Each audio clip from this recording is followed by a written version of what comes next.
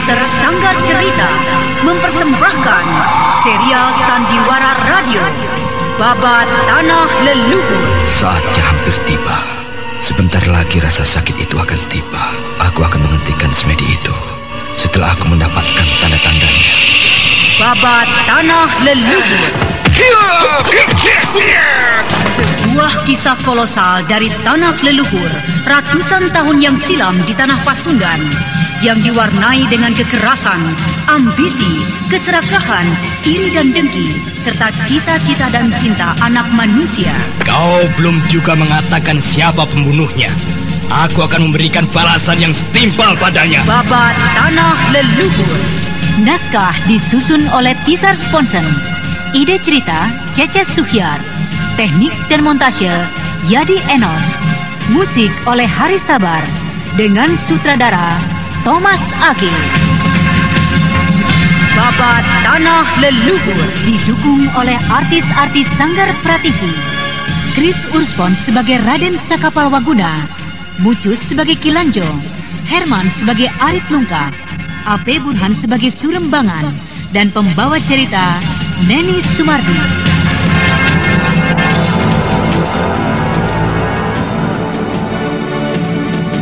Pada kisah yang lalu diceritakan, Raden Sakapalwaguna menjadi semakin parah kesadarannya. Dewi Jampi nyaris menyerah menghadapi kenyataan yang menimpa Raden Sakapalwaguna. Dan Neng kini semakin jauh terlibat dengan Raden Sakapalwaguna.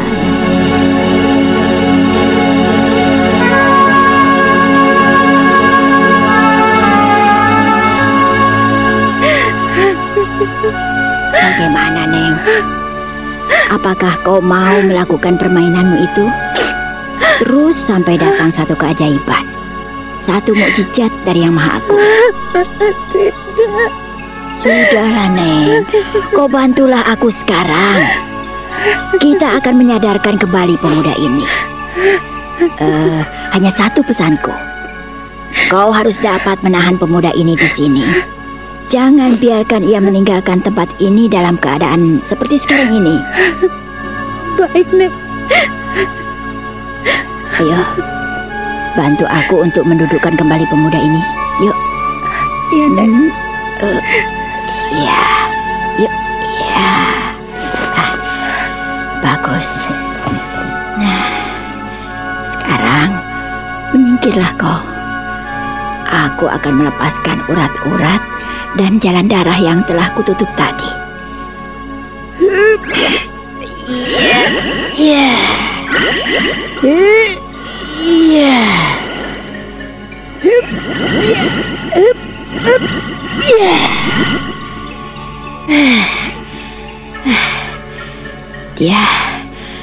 Dia telah kembali lepas dari totokanku tadi.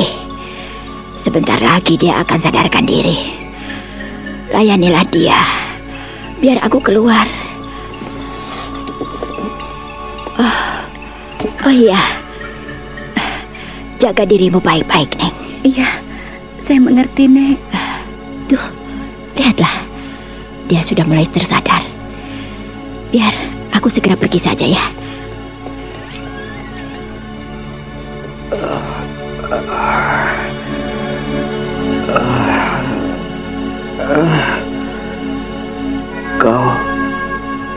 Kau Kaintan? Di mana nenek itu? Nenek siapa, Kakang? Apakah maksudmu Nenek Jampi? Iya. Dia telah membuatku tidak berdaya. Kakang, kau tidak boleh menyangka seperti itu padanya. Kau kira siapakah yang merawat dan menyembuhkanmu selama ini? Semua ini bukanlah aku yang melakukannya, tapi dia, Kakang, Nenek Jampi. Kakang,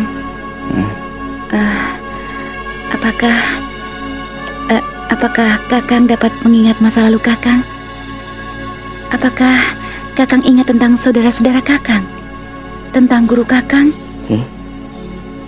Saudara-saudaraku? Guruku? Tidak. Aku tidak merasa mempunyai saudara maupun seorang guru. Lalu, apakah Kakang dapat mengingat dari mana Kakang berasal dan di mana Kakang tinggal? Ada. Ini Intan. Tidak, Kakang. Saya hanya ingin tanya pada Kakang tentang keluarga Kakang. Apakah Kakang dapat mengingatnya? Tidak, Intan. Aku tidak dapat mengingatnya. Aku tidak mempunyai saudara. Orang tuaku, entahlah. Mungkin ia telah tiada sejak aku kecil. Lalu, siapakah yang mengajar Kakang ilmu olah kanuragan? Ilmu olah kanuragan? Iya. Yang mengajarku? Entahlah. Entahlah, Intan. Aku tidak dapat mengingat semuanya tentang itu.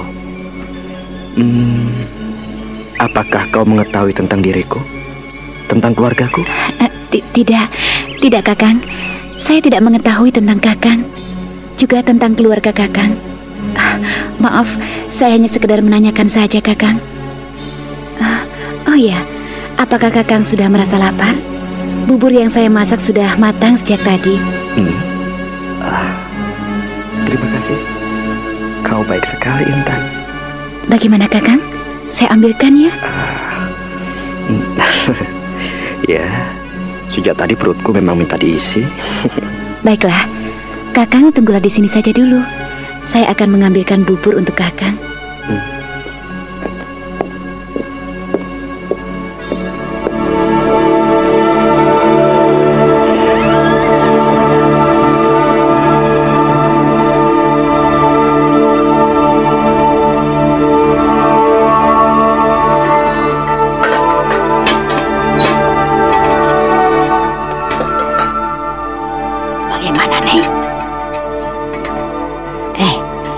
Bagaimana keadaan pemuda itu? Dan bagaimana sikapnya padamu? Saya kembali memperkenalkan siapa nenek. Dan saya coba menanyakan tentang diri pribadinya, juga keluarganya, asalnya. Tapi dia benar-benar sudah melupakannya. Sedikit pun tak ada yang tersisa dari ingatannya, Nek. Dia benar-benar sudah melupakannya. Semuanya, Nek. Kecuali Intan Pandini. Saya benar-benar berdosa sekali. Berdosa padanya, Nek. Tidak, Neng. Kau tidak berdosa. Kau tidak bersalah. Semuanya kau lakukan adalah karena ingin menolongnya. Karena kau tidak tahan melihat penderitaannya. Tidak? Nenek mengerti. Sudahlah, Neng. Janganlah ini kau jadikan sesalan selalu. Sudah ya? Ayo, sudahlah. Tapi bagaimana, Nek? Apakah Kakang Saka benar-benar tidak dapat lagi disembuhkan? Maksudku, tidak dapat ditolong lagi, Nek. Aku tidak sanggup, Nek. Aku tidak sanggup. Entah jika guruku masih hidup. Guru nenek? Ya. Siapakah dia?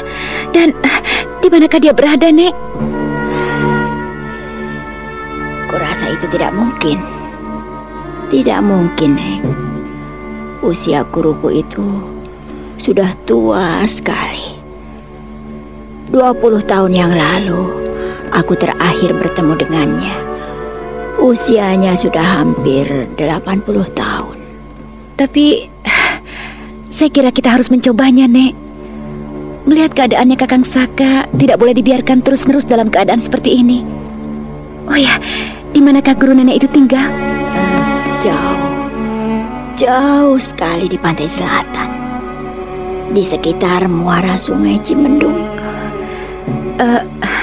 Saya akan mengajak Kakang Saka ke sana, Nek. Bagaimana dengan nenek? Iya, kita akan ke sana, Nek.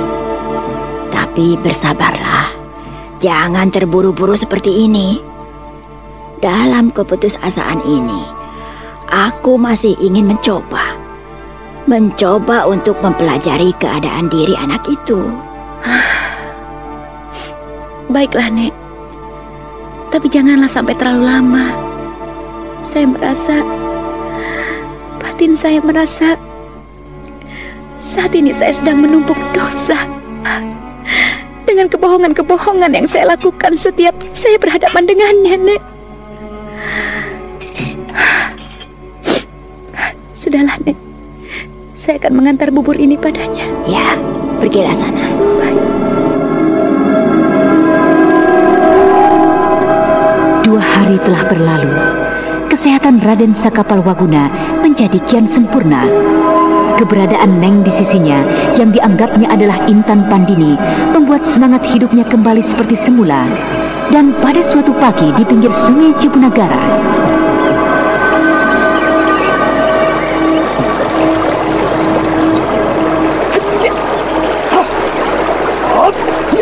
Berhentilah dulu sebentar, Kakang. Ini kubawakan minum dan makan pagi untuk Kakang. Kenapa kau bawa kemari? Tidak kau biarkan saja di pondok? Kemarin saya lihat Kakang kembali ke pondok hanya sekedar untuk sarapan. Dan kemudian kembali lagi ke tempat ini. Karena itulah, agar Kakang tidak menjadi repot, saya bawakan saja kemari. Kalau takkanlah di batu pipi itu, kita akan duduk di rumput tebal itu, sambil menghirup minuman hangat dan memandang riak sungai Cipunagara. Kakang rupanya tidak hanya seorang pendekar yang gagah perkasa, tapi juga memiliki kelembutan rasa hingga mampu menangkap keindahan alam yang begitu dalam. Nah, ini minumlah, Kakang. Terima kasih, Intan.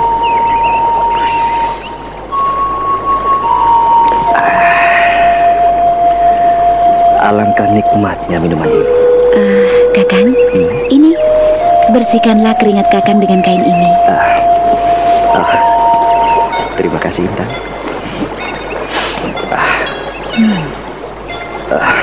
Aku akan mencoba untuk menggali ingatan Kakang Saka dengan bekal kisah yang kudapat dari Intan Pandini semasa hidupnya. Intan banyak bercerita tentang kakangnya ini. Kakang Saka. Ada, Intan. Masih ingatkah Kakang dengan pertemuan kita pertama kali?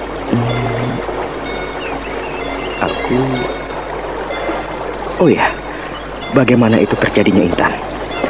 Aku benar-benar tidak dapat mengingat semua itu. Ceritakanlah padaku. Kakang saat itu bersama dengan saudara-saudara seperguruan Kakang menyelamatkan aku dari tangan perampok-perampok ganas yang telah membunuh kedua orang tuaku. Nah, Kakang dapat mengingatnya, kan? Tidak. Aku tak dapat mengingat apa-apa lagi. Aku tidak ingat kapan aku berjumpa denganmu. Dan aku juga tidak mengerti tentang diriku. Tidak. Aku benar-benar tidak dapat mengingatnya. Juga tentang Anting Wulan? Anting Wulan? Anting Wulan? Iya, tentang Anting Wulan yang hampir saja membunuhku. Saudara seperguruan Kakang yang sangat mencintai Kakang itu. Tentang jerangkong hidup yang telah menawan saya itu. Dan Kakang bersama-sama dengan guru dan para pendekar akhirnya berhasil menolong saya dengan mengusir jerangkong hidup dari Bukit Tengkorak. Anting Wulan membunuhmu? Jerangkong hidup? Guruku? Aku tidak dapat mengingatnya, Intan.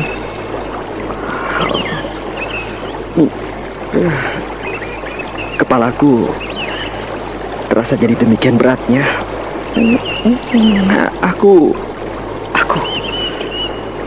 Aku tidak sanggup mengingat semua itu, Intan. Sudah, janganlah kau paksa aku untuk mengingatnya. Aku tidak sanggup. Tidak sanggup. Maafkan aku, Kakang. Maafkan aku. Aku tidak ingin membuatmu seperti ini. Aku hanya ingin agar kau kembali sehat seperti sedia kala. Kau dapat mengingat semua tentang masa lalumu. Iya. Aku mengerti, Intan. Tapi untuk apa kau memaksakan semua itu?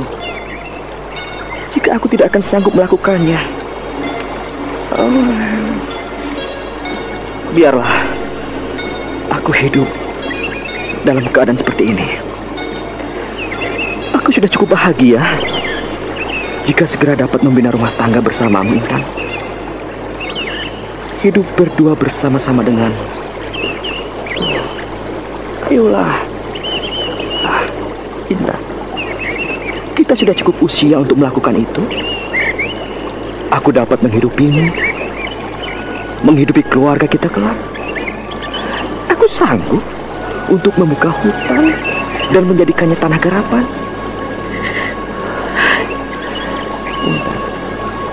Kita akan hidup tenang berdua bersama-sama dengan anak-anak kita. Kita akan mencari tempat yang sunyi, tempat yang jauh dari keramaian. Intan, kau dapat memilihnya. Ingin hidup di pinggiran sungai seperti ini, di sini, atau kau di kaki gunung yang sunyi dan dingin? Ayolah Intan, bukankah kau mau?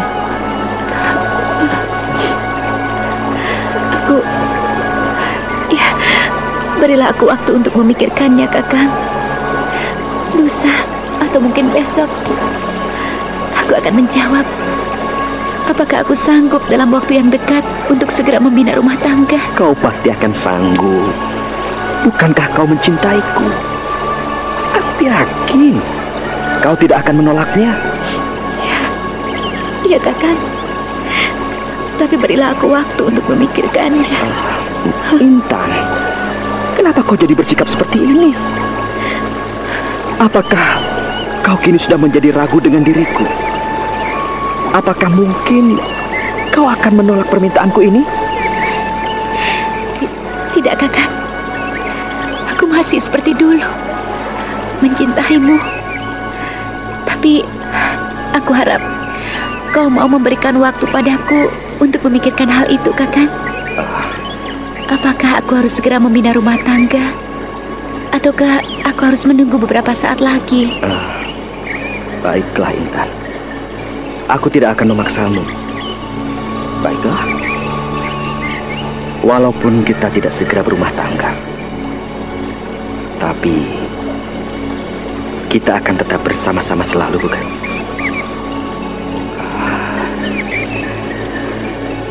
Intan, Aku... Kakang, lepaskan tanganku ini. Aku khawatir akan ada yang melihat kita, Kakang. Kita akan malu, Kakang. Lepaskan, Kakang. Intan.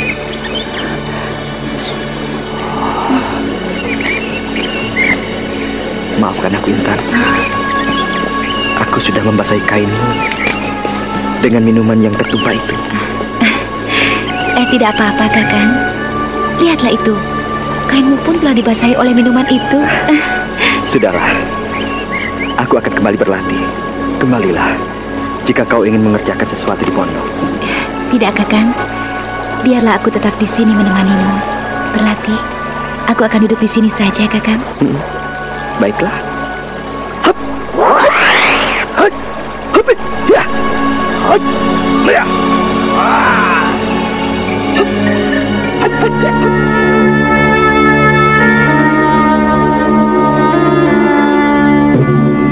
Ada apa, Neng? Loh, kenapa kau menangis? Saya... Di manakah dia sekarang berada? Di kamar, sedang bersemedi, Neng. Jika begitu, marilah kita bicara di luar saja. Yuk.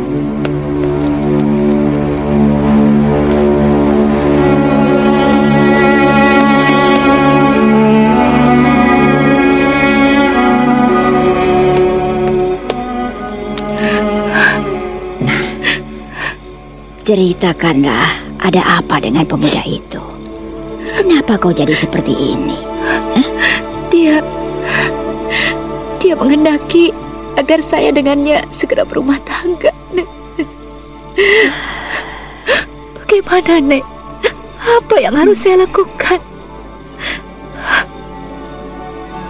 Saya tidak mungkin menikah dengannya.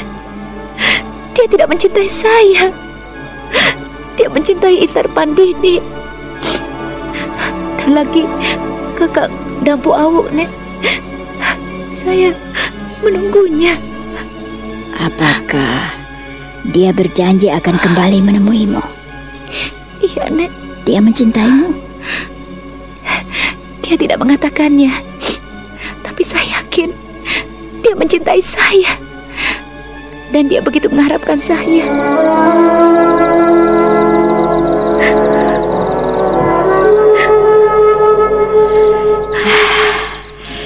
Jika kau menolak Sakapalwaguna, aku khawatir pemuda itu akan menjadi fatal keadaannya. Maksud nenek? Ya, kewarasannya akan terganggu secara fatal. Dan tingkat kewarasan pemuda itu akan menjadi lebih rendah dari seekor kerbau sekalipun. Maksud nenek, dia akan menjadi gila?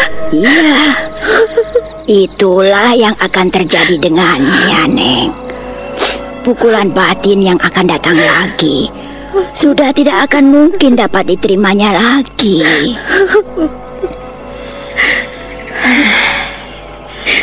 Kau harus dapat memutuskan dengan bijaksana, Neng. Putusan apapun yang akan saya buat bukanlah satu bentuk kebijaksanaan, Nek. Tapi kau akan dapat membuat keputusan yang mendekati kebijaksanaan setidak-tidaknya.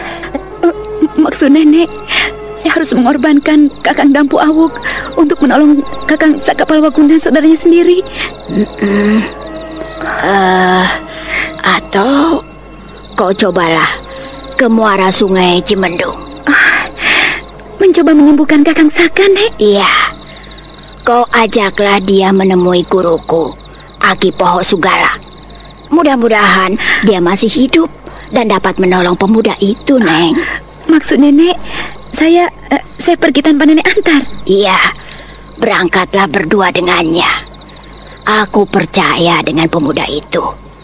Walaupun dia dalam keadaan demikian, tapi dia tetap tidak kehilangan sikap kesatrianya. Aku tidak dapat mengantarkanmu. Mintalah izin dari ayahmu di desa dan jenguk Ika anakmu. Baru kau boleh berangkat ke pantai selatan. Iya, saya akan menemuinya sekarang, Nek. Saya akan menjenguk Ika, anak saya malam ini juga, agar dapat segera berangkat menemui guru nenek di sana. Marilah, ku antar kau ke desa. Aku juga ingin menjenguk Ika, bocah yang lucu itu.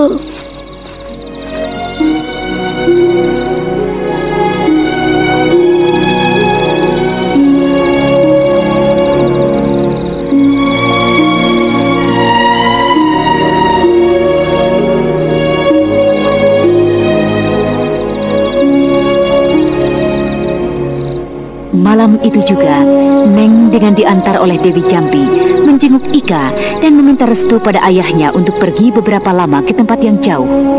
Dengan jaminan yang diberikan oleh Dewi Jambi yang sangat dihormati di sekitar desa-desa kecil di pinggir sungai Cipunagara itu, ayahnya melepaskan anaknya dengan tanpa ragu.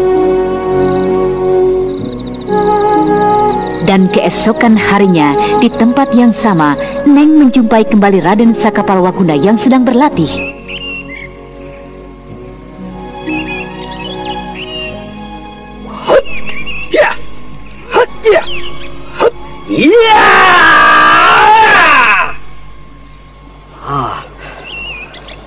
Kau datang lagi kemari, membawa minuman hangat untukku.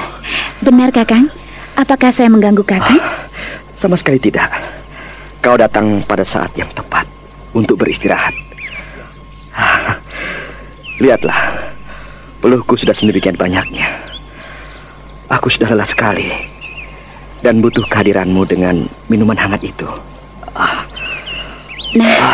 Makanlah, Kakang, dan kemudian kita akan bicara. Bicara? Apa maksudmu? Kau mau menerima rencanaku kemarin? Makanlah dulu, Kang. Ini kain, Kang, untuk membersihkan keringatmu itu. Baik, baik. Intan, aku akan segera menghabiskan hidangan ini. Dan kemudian kita akan bicara.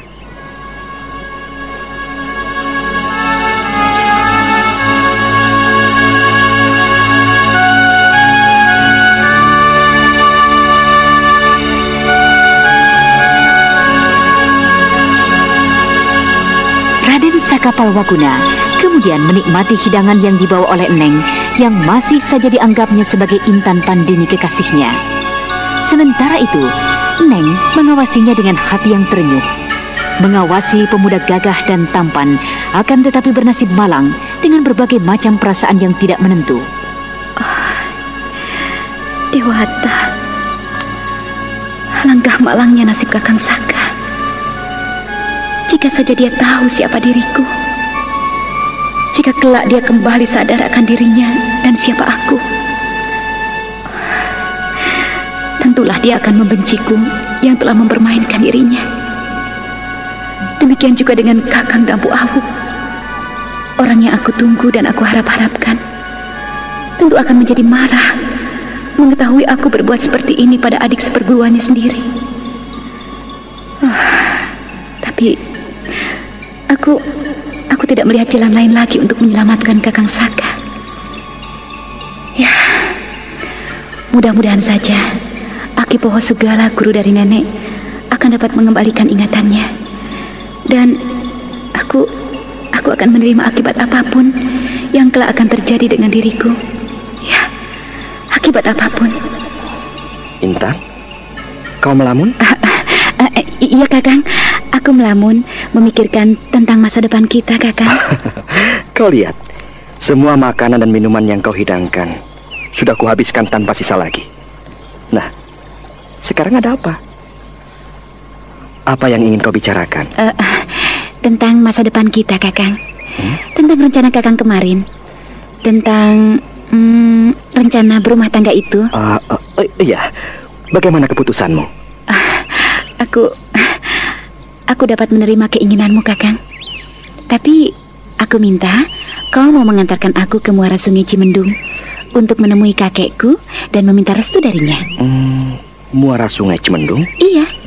Bukankah itu di pantai selatan? Benar, Kakang, di pantai selatan. Apakah Kakang bersedia untuk mengantarkan aku ke sana? Tentu Intan. Aku bersedia mengantarmu ke sana. Kapan kita akan berangkat ke sana? Sekarang juga, jika Kakang bersedia. Oh, sekarang juga kita akan ke sana? Iya, Kang. Ayolah, mana nenekmu itu? Katakan, kita akan berangkat sekarang. Kita akan segera meminta restu darinya. Mari. Tunggu. Tunggu dulu, Intan. Kau katakan akan meminta restu dari Nenek Jampi? Iya, bukankah seharusnya begitu, Kakang? Memohon doa pada orang tua untuk keselamatan kita di jalan. Oh, jadi kita akan melakukan perjalanan berdua saja? Benar, Kakang. Ayolah cepat. Kita sudah ditunggu nenek di pondok. Mari Intan kekasihku. Mari sayang. Setelah memohon restu dari Dewi Jampi, Raden Sakapalwaguna dan Neng berangkat menuju muara Sungai Cimendung di pantai selatan. Maafkan aku, Neng. Aku tidak dapat mengantarkanmu ke sana. Aku tidak dapat lagi dan tidak mungkin bertemu dengan Rinjani, saudaraku, yang telah merebut Purit Putra, kekasihku. Mudah-mudahan kalian akan mendapat keselamatan dalam perjalanan kalian. Mudah-mudahan guruku ataupun Rinjani dapat menerima kalian dengan baik. Kita tinggalkan dulu Raden Sakapalwaguna yang tengah menuju muara Sungai Cimendung. Sekarang, marilah kita ikuti kisah dari Raden Purbaya bersama dengan Mamang Kuraya yang tengah bersiap-siap memasuki istana Karangsedana.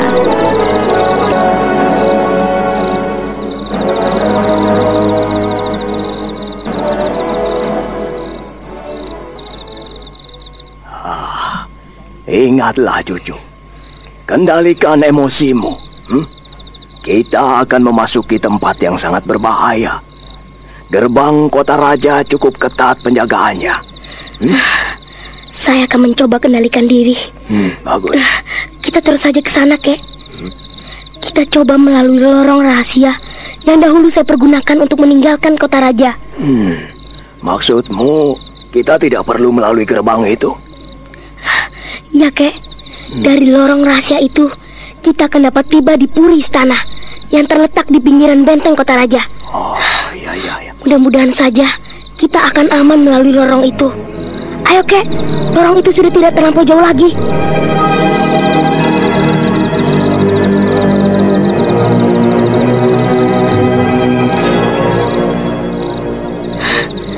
Ini dia lorongnya, Kek. Biar saya geser batu ini. Alangkah cermatnya keluarga kalian mempersiapkan diri. Iya. Lorong ini betul-betul tersembunyi. Siapa yang akan menyangka di pinggir parit kecil, di bawah tebing batu seperti ini, ada sebuah lubang rahasia. Hati-hatilah. Jangan sampai mengeluarkan suara ribut. Aku khawatir akan ada yang melihat perbuatan kita. Jangan khawatir, Kek. Iya. Iya. Mari kita segera masuk, Kek. Iya. Mari, Kek.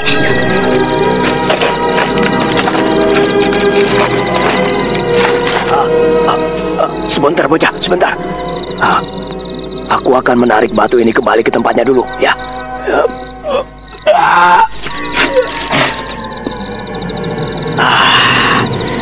Sudah. Ayo, kita lanjutkan perjalanan kita. Mari, Kek. Iya, ayo. Tunggu. Biar aku yang berjalan di depan. Aku khawatir ada sesuatu yang berubah di depan sana nanti. Tentu kau bisa mendapat celaka.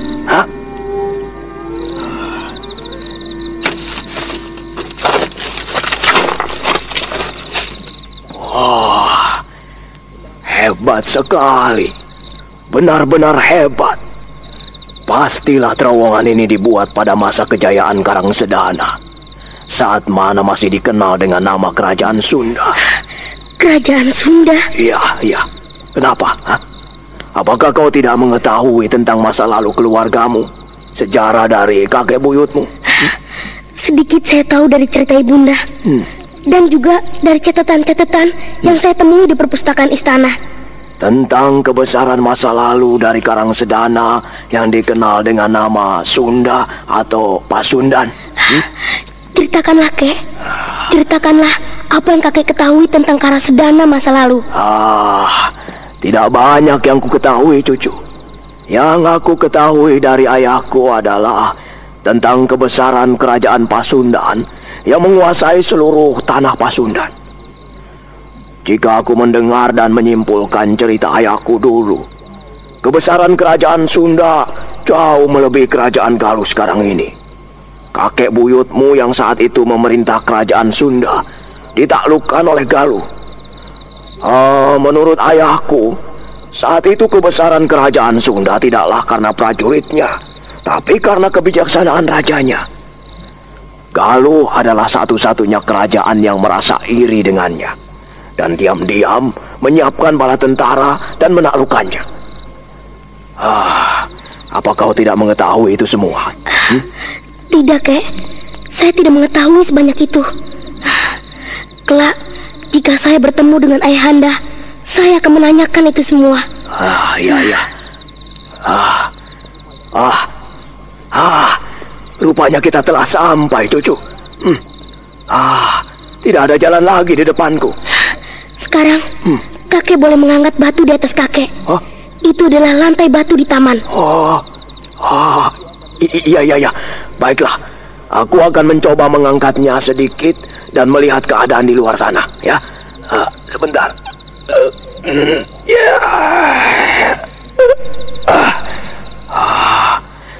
Suasana sepi sekali, bocah. Tidak ada seorang pun yang tampak di sekitar tempat ini. Ayo, kita keluar dari lorong yang menyesakan ini.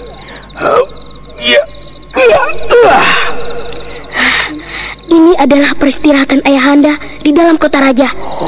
Ayo, Kek, kita tinggalkan tempat ini. Iya. Awas. Ada penjaga di pintu puri. Kita melompati dinding ini saja. Ayo Purbaya.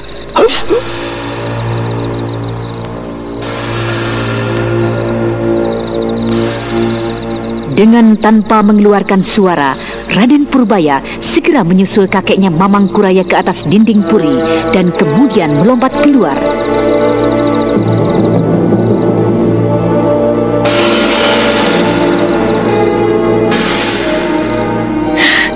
Kita sudah tiba di dalam kota raja dengan selamat, Kek. Sekarang, marilah kita menuju istana. Iya, ayo. Purbaya, sebaiknya kita mencari dan melalui jalan yang ramai, agar kita tidak menarik perhatian di tempat yang sunyi seperti ini. Jika begitu, sebaiknya kita memintas jalan itu. Ayo. Iya, ayo. Awas. Ada rombongan prajurit. Ayo, bersembunyi Purbaya, ayo. Rombongan prajurit yang sedang meronda. Kek. Ada apa? Kita belum mengetahui suasana di desa Pancuran Bambu. Saya khawatir suasana di sana juga seperti di sini. Tumpaka di sana hanya seorang diri. Sudah, tenanglah cucu. Kukira dengan pesan yang kau berikan untuk tetap diam di dalam rumah penduduk desa itu, dia akan selamat. Tidak mendapat gangguan apapun. Mudah-mudahan saja tidak terjadi apa-apa dengan Bibi Cempaka. Iya, sudah. Ayolah, kita lanjutkan lagi perjalanan kita. Ayo.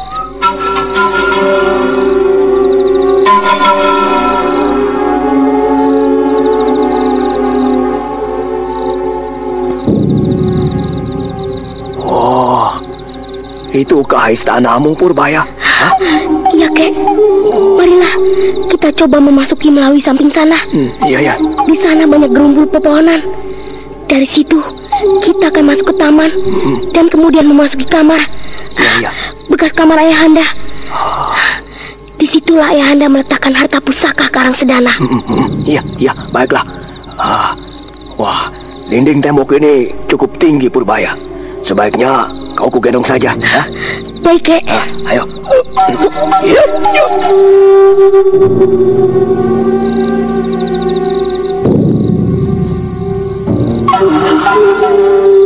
Malam belum lagi larut. Kau lihat di bawah sana, masih terlihat penjaga dan orang-orang dalam istana yang sedang bermain-main. Tapi kurasa kita bisa turun ke bawah sini. Baru kemudian kita cari jalan ke tempat harta itu. Ayo, mari Purbaya. Wah, tidak ada jalan Purbaya. Kukira penjaga-penjaga itu harus aku lumpuhkan dulu. Kau tunggulah sebentar di sini, ya. Baik, Kek.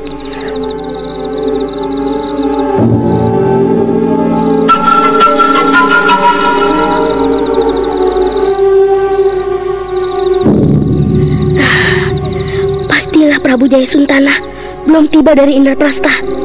Pertemuan itu setidak-tidaknya akan memakan waktu yang cukup lama. Hei, siapa kau? Bukankah kau Kakang Mas Purbaya? Kau Adiparamita. Kemana saja kau, Kakang? Diamlah Adiparamita. Ada apa, Kakang Mas Purbaya? Kau kelihatannya ketakutan sekali. Apakah ayahmu ada di istana? Ayah pergi meninggalkan aku. Sudah lama sekali, Kakang. Ke Indraprasta katanya. Ayolah, kita ke dalam, Kakang. Kemana saja Kakang selama ini? Jangan keras-keras bicaranya, Adiparamita. Adiparamita, tahukah kau kamar ayahandaku dahulu? Oh, tentu saja, Kakang. Bukankah kau dahulu sering mengajakku bermain ke situ juga? Dan lagi, sekarang kamar itu sudah menjadi milikku. Di manakah Paman Aji Konda dan Bibi Rara Angken, juga Bibi Cempaka? Rupanya Adiparamita tidak pernah menyadari apa yang sesungguhnya terjadi di Karangsedana ini. Ayolah, Kakang, kita ke dalam. Sebentar, Adiparamita. Aku... Siapa dia Purbaya? Hei, siapakah kau ini, kakek tua? Jangan keras-keras bicaranya, Adiparamita. Ini adalah kakekku. Dia adalah guruku. Dia mengajarku berbagai kepandaian. Kek, ini adalah Paramita, putri dari Paman Sentana yang kini menguasai Karangsedana. Dulu ayahmu yang menjadi raja. sekarang ganti ayahku. Dimas Paramita, aku datang kemari adalah untuk mengambil kembali beberapa barangku dan juga mainanku yang tertinggal di dalam kamarku, yang sekarang menjadi kamarmu. Oh, aku sudah mempunyai mainan yang banyak, Kakang. Kau ambillah mainanmu di sana. Tapi, di manakah kau letakkan mainanmu itu? Aku tidak pernah melihatnya. Aku meletakkannya di salah satu sudut. Mungkin juga di belakang lemari besar Ayahanda. Tapi itu pasti ada di sana. Ayolah, kita ambil mainan itu. Mari. Awas Raden, ada yang datang. Maaf Adi Paramita. Diamlah sebentar Adi Paramita. Janganlah mengeluarkan suara. Bukankah kau mau menolongku? Tuan Putri! Aku akan melumpuhkannya setelah dia memasuki taman ini. Di tempat itu banyak sekali prajurit. Walaupun aku dapat melumpuhkannya, tetapi aku tidak akan mungkin dapat menyembunyikan sekian banyak tubuh orang-orang itu. Tuan Putri! Hari sudah malam. Ibunda tuanku mengharap agar Tuan Putri segera kembali. Prajurit itu mengurungkan niatnya kemari. Lihatlah, dia akan mencari ke tempat lain. Putri yang cantik, maukah kau memanggil orang yang mencarimu itu ke tempat ini? Benar Adi Paramita, orang itu pastilah akan menghalangku untuk mengambil barang-barangku di dalam kamar. Panggillah dia jika kau ingin menolongku. Gadis cilik yang berusia sekitar 9 tahun itu menganggukkan kepalanya. Dan kemudian segera saja Raden Purbaya melepaskan mulut gadis itu dari bekapannya. Maafkan aku Adi Paramita. Kau membuat aku terkejut, Kakang Mas Purbaya. Untuk apakah harus kupanggil Paman Banur? Panggillah cepat sebelum dia jauh meninggalkan kita. Ayo Adi Paramita. Baiklah Kakang Mas. Hei, aku di sini Paman Banur. Kembalilah Tuan Putri. Malam sudah semakin larut. Tuan Putri harus segera tidur. Carilah tempat persembunyianku, Paman. Baiklah, saya akan mencari Tuan Putri. Tapi jika bertemu, Tuan Putri harus segera tidur. Baik, Paman.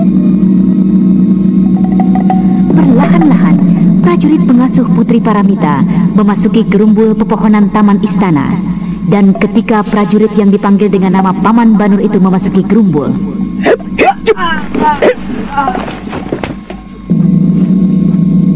hei, apa yang kau lakukan pada Paman Banur? Dia tidak apa-apa Adi Paramita. Lihatlah, itu wajahnya. Itu juga matanya. Dia hanya lumpuh beberapa saat. Adi Paramita, apakah banyak penjaga di tempat-tempat menuju kamarmu? Hanya ada beberapa. Saat ini, Ayahanda tidak ada di istana. Penjagaan tidak banyak di dalam istana. Jika kau mau mengambil barangmu, ikutlah aku saja. Aku akan membawamu ke sana. Tidak akan ada seorang pun yang akan berani mengganggumu. Ayo. Iya. Baiklah anak manis. Tapi, kukira sebaiknya kita ke sana secara diam-diam saja. Bukankah begitu lebih baik? Terserah kalian saja. Marilah. Ya, ayo.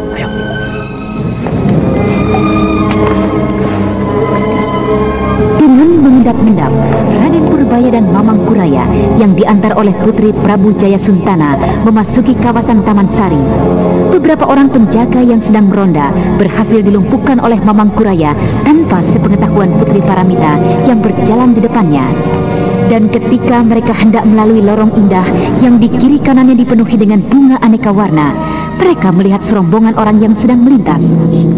Bersembunyi. Kenapa? Paman-paman hidung panjang itu baik sekali Kakang Mas Purbaya. Siapakah mereka itu Adi Paramita? Mereka adalah para pengawal yang ditugaskan menjaga keselamatan ibundaku, Kakang. Mereka didatangkan Ayahanda dari negeri India. Mereka lucu dan ramah sekali. Nanti Kakang akan kukenalkan dengan mereka. Jangan dulu Adi Paramita. Jangan sekarang. Biar nanti saja. Tunggu dulu. Kelihatannya mereka memiliki kepandaian yang cukup tinggi. Biarkan mereka berlalu hingga jauh, ya. Iya. Ayo, anak manis. Itukah kamarmu? Benar, Kek. Ayo kita segera ke sana.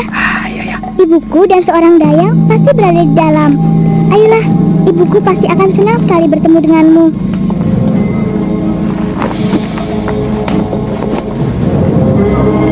Dengan berlari-lari kecil, sesaat ketiganya tiba di muka kamar yang dituju.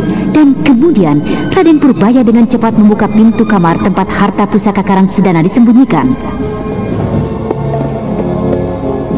Hei, siapa kau? Kau Purbaya?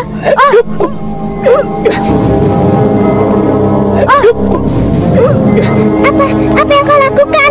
Ibu! Maafkan aku, Adi Paramita. Aku akan mengambil barang peninggalan ayahku. Mari, Kek, di bawah ranjang itu.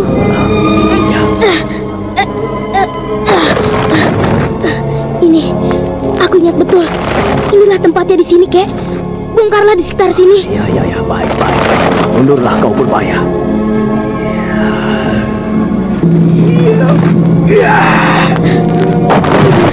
Sudah kelihatan peti besarnya. Oh, ini dia, Kek.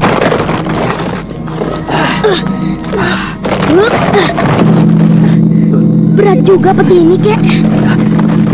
Biar aku yang mengangkatnya, Purbaya. Mari. Ini. Ayo, kita segera tinggalkan istana ini, Kek. Iya. Ayo, Raden. Ayo. Oh ya, terima kasih Adi Paramita atas semua pertolonganmu. Bibi Ratih, tolong sampaikan pada Paman Sentana. Kelak, aku bersama dengan Ayahanda akan menuntut balas atas semua pengkhianatannya. Selamat tinggal.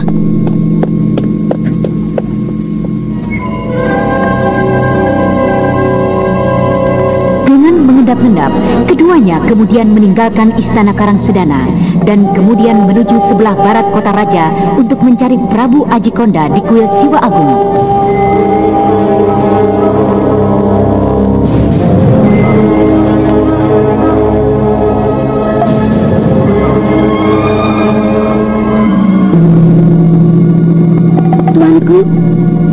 Tuanku, hamba datang membawakan makan malam. Tuanku, apakah Tuanku Permaisuri sudah tertidur? Tapi kukira tidak mungkin. Baru saja ia memerintahkan aku untuk membawakan makan malam untuknya. Coba kutuk sekali lagi. Tuanku. Apa yang sedang kau lakukan di situ? Tuan Amista. Ini saya membawakan makan malam yang telah dipesan oleh Tuan Permaisuri. Tapi saya sudah mengetuknya beberapa kali. Tidak juga ada sahutan dari dalam. Jika begitu, bawa kembali hidangan itu ke dapur. Tuan Permaisuri pastilah sudah tertidur. Tapi saya rasa tidak mungkin, Tuan Resi. Baru saja saya diminta mengambil makan ini. Dan lagi, tadi Tuan Permaisuri mengatakan bahwa perasaannya tidak enak. Coba kau ketuk dan panggil lebih keras lagi. Baiklah, Tuan Resi. Tuanku, hamba datang membawa makanan yang Tuan pesan tadi. Kau mundurlah, Dayang. Biar aku akan melihatnya ke dalam. Aku khawatir terjadi sesuatu dengan Tuan Permaisuri.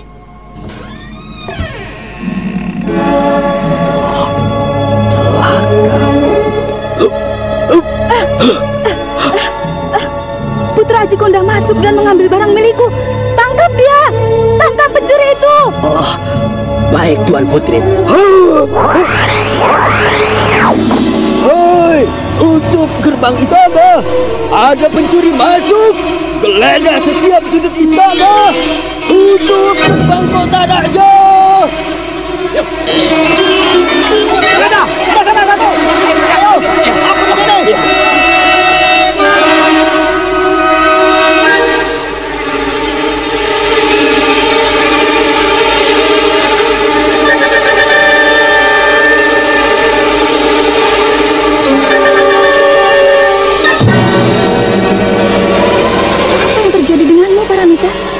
Mengapa kau bawa anak itu kemari? Saya tidak tahu Kakang Mas Purbaya akan jahat pada ibu. Bukankah itu barang Kakang Mas Purbaya? Paramita, barang itu ada di dalam kamar kita. Berarti itu adalah milik kita. Dia telah datang secara sembunyi-sembunyi. Berarti dia adalah pencuri. Jika itu memang barang milik kita, mengapa Paramita tidak pernah diberitahu? Juga ibu tidak pernah tahu. Juga ayahanda. Pastilah itu benar barang Kakang Mas Purbaya. Bukankah ini juga dulu adalah kamar Kakang Mas Purbaya? Barang itu milik kita, Paramita. Sudah, diam kau.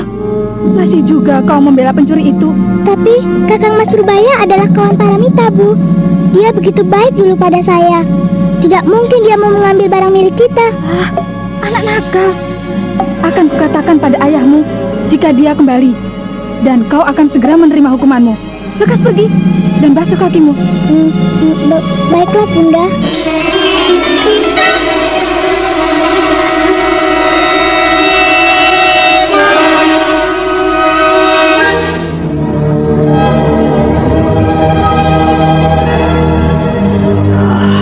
Ayolah, cepat Purbaya.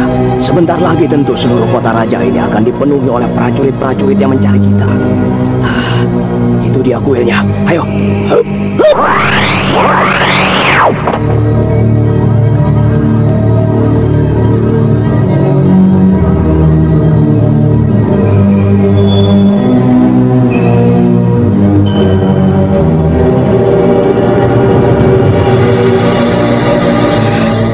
Ayo, mari masuk.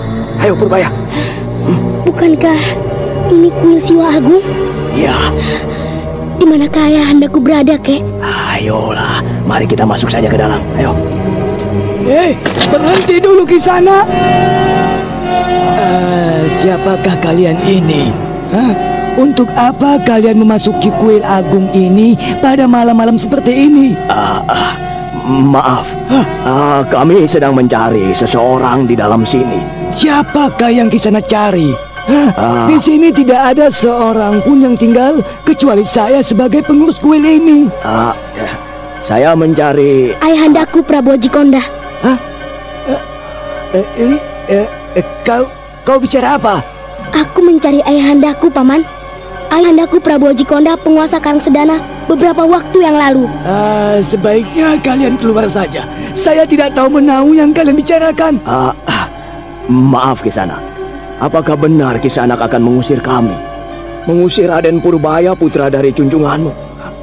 Apakah kelak kau tidak akan menyesal jika junjunganmu yang berada di salah satu kamar mendengarnya? Kau telah mengusir satu-satunya putra yang telah sekian lama menghilang. Ayo, marilah Raden. Kita tinggalkan saja tempat ini. Tunggu dulu. Ada apa Kisana? Apakah kalian tidak sedang memperdayai aku? Apa kalian tidak mempercayai kami? Baiklah, jika demikian kami akan segera meninggalkan kuil ini. Tunggu dulu kakek tua. Ikutilah aku. Ya. Kau tunggulah di sini sebentar. Aku akan melihat ke dalam. Ya, baiklah. Benarkah di sini ayahanda bersembunyi? Tunggulah sebentar. Raden akan segera mengetahui kepastiannya. Tapi tempat ini begitu sunyi. Seakan-akan tidak ada seorang penghuninya. Itu agaknya di luar sudah mulai berkeliaran prajurit dan tokoh-tokoh kenamaan yang merupakan pengawal istana Karangsedana. Mengapa lama sekali, Kek? Apakah orang tadi sudah memperdaya kita? Biarlah, aku masuk saja ke dalam sana, Kek. Jangan Purbaya, jangan.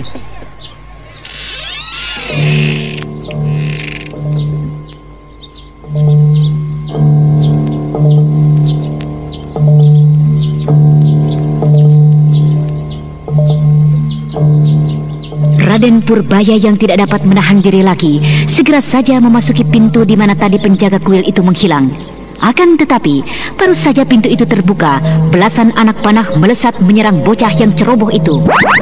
Awas Purbaya!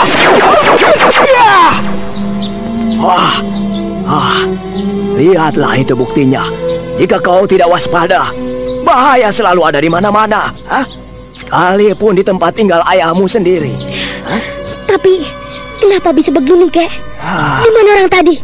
Saya tidak percaya ayahanda berada di dalam sana.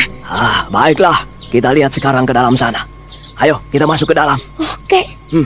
Peti itu apakah akan kita letakkan di sini? Oh iya. Hampir saja barang yang sudah kita dapatkan dengan susah payah hilang karena kelalaian kita. Ayo, kita cari monyet yang telah memperdaya kita itu. Ayo.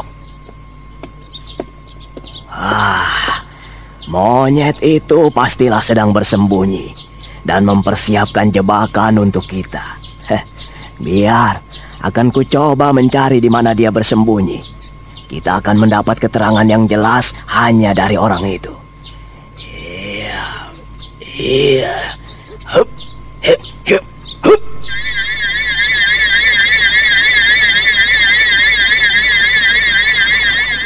Kemudian Mamang Kuraya yang merupakan tokoh mahasakti di tanah Pasundan pada masa lalu menerapkan aji 4 arah pembeda gerak, sebuah aji pendengaran sakti yang kini telah dimiliki oleh pendekar-pendekar dari Gua Larang yang merupakan murid keturunannya.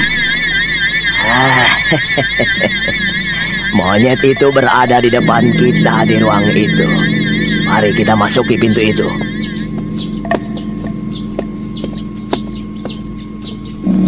Ketika pintu berikutnya berhasil dibuka oleh Mamang Kuraya, tidak ada sesuatu jebakan pun yang ditemuinya. Ruangan kosong di hadapan mereka segera saja dikenali oleh Mamang Kuraya.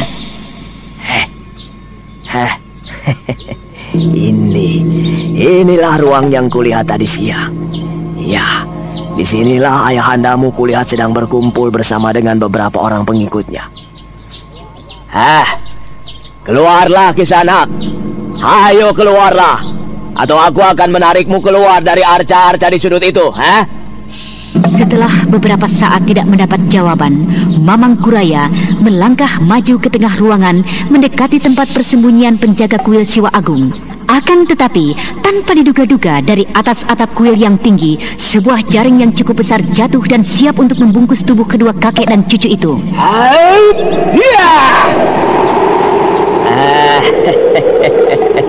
Keterlaluan sekali jika aku harus menghadapi jebakan anak-anak seperti ini.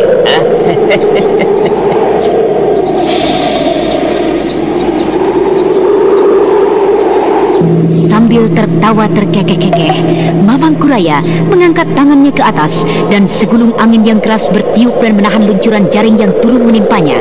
Dan kemudian, seiring dengan putaran tenaganya, jaring itu pun dililit menjadi segulung kain besar. Keluarlah monyet penipu. Keluar atau akan kulemparkan jaring ini ke sudut sana. Jangan lakukan itu.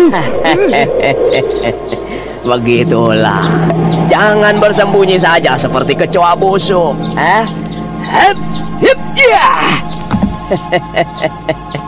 Ayo, kemarilah, mendekat monyet licik. Kemari cepat.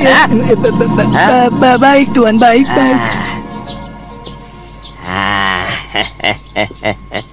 Sekarang katakan pada kami di mana Sang Prabu. Apa yang telah terjadi di sini? Mereka tidak berada di sini, Tuan. Aku tidak main-main denganmu Kisanak. Apa sebenarnya yang terjadi dengan Sang Prabu? Tadi siang aku melihatnya di sini. Cepat katakan. Katakan di mana mereka? Katakanlah Paman, di mana ayahandaku? Atau aku harus membuat kepala Paman jadi seperti ini? Katakan. Baiklah. Mereka sedang menuju Istana Karangsedana malam ini. Menuju Istana Karangsedana? Iya. Celaka Purbaya. Ayahandamu memasuki istana bersamaan dengan terjadinya kekacauan di sana. Lalu, apa yang harus kita lakukan, Kek? Kau tunggulah di sini, ya. Biar aku akan melihat keadaan di istana. Baiklah, Kek. Kau jagalah peti itu baik-baik, ya.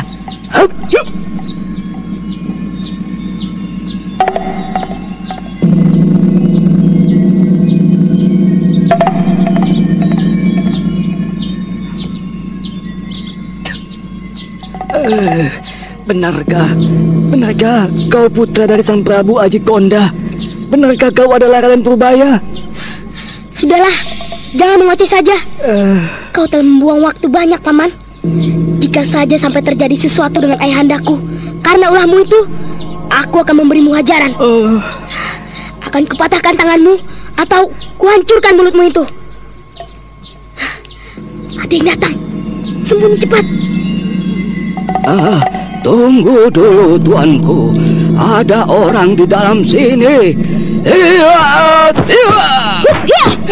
Tunggu Kakak Sedawarna.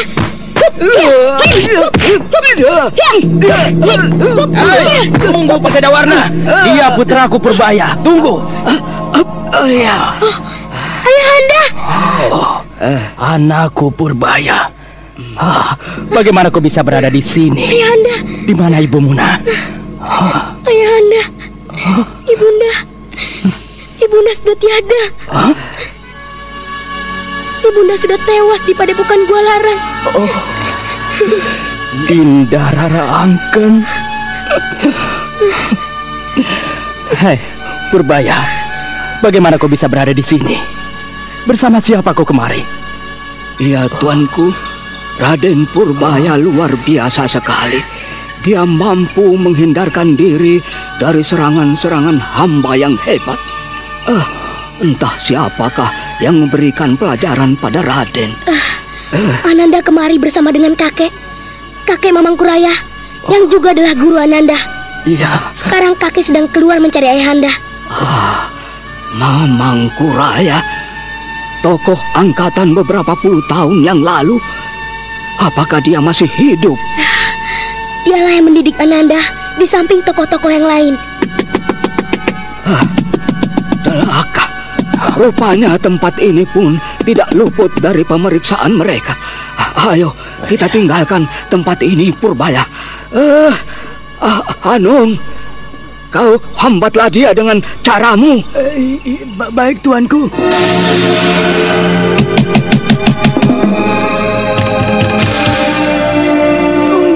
Tunggu sebentar.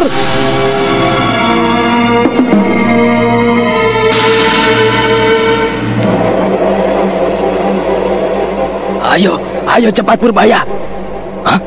Apa itu? Kenapa kau bawa-bawa peti itu? Saya ingin mempersembahkan ini pada ayahanda. Harta pusaka milik kita, ayahanda. Apa katamu Purbaya? Oh iya. Betul ini peti yang kita cari Purbaya. Dari mana kau mendapatkannya? Kita tinggalkan dulu tempat ini, tuanku. Baru kita lanjutkan pembicaraan ini. Ayo, mereka sebentar lagi akan tiba di sini. Ya.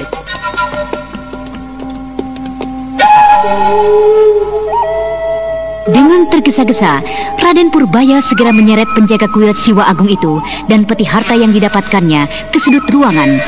Dan baru saja dia selesai menyembunyikan tubuhnya, beberapa laki-laki dengan tergesa-gesa memasuki ruangan di mana dia bersembunyi. Dan tanpa disadarinya, Raden Purbaya menyentuh sebuah patung kecil.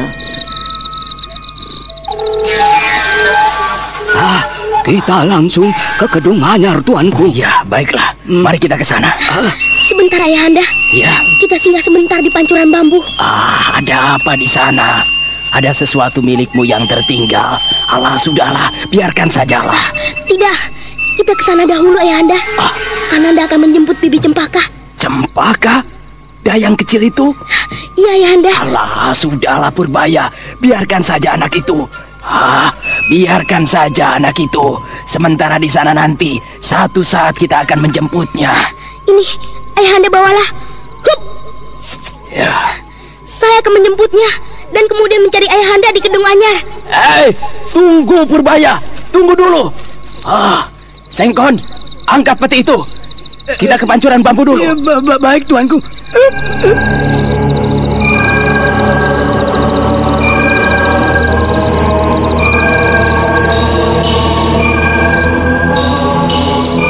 Dengan bantuan kegelapan malam, Prabu Ajikonda bersama dengan Raden Purbaya dan 4 orang pengikutnya menyelinap ke sana kemari sampai akhirnya mereka tiba di puri istana dan kemudian keluar meninggalkan kota raja.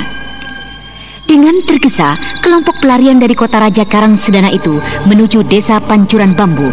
Dan beberapa saat kemudian, rombongan itu pun sudah bertambah dengan kehadiran Cempaka. Sampai akhirnya mereka tiba di Kedung Anyar. Dan setibanya di sana, ayah dan anak itu pun kemudian saling melepas rindu dan berbincang-bincang hingga sepanjang malam.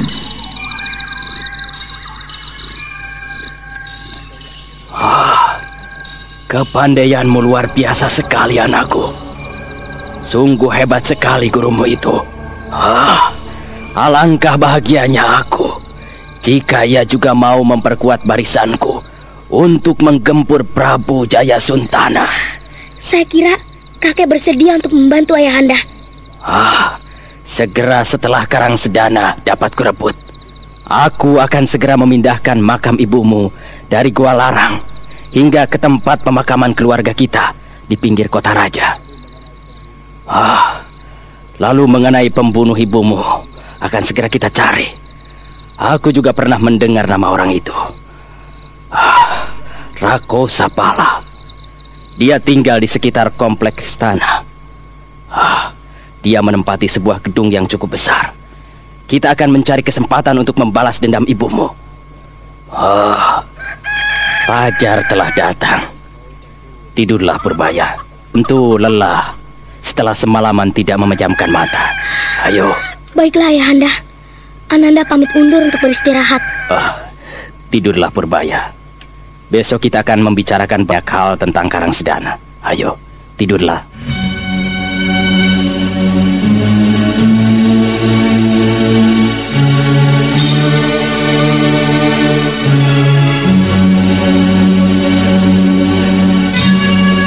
Kita tinggalkan dahulu Raden Purbaya yang kini tengah kembali bersama dengan ayahandanya Prabu Ajikonda. Sekarang, marilah kita ikuti perjalanan dari Mamang Kuraya yang tengah mencari Prabu Ajikonda di Istana Karang Sedana. Berbahaya sekali buat Prabu Ajikonda masuk ke dalam istana dalam keadaan siaga seperti ini. Aku tidak melihat kemungkinan adanya keributan lain. Mereka hanya terlihat dalam keadaan puncak kewaspadaan. Tapi baiklah, walaupun demikian aku akan melihat ke dalam istana ini. Yup.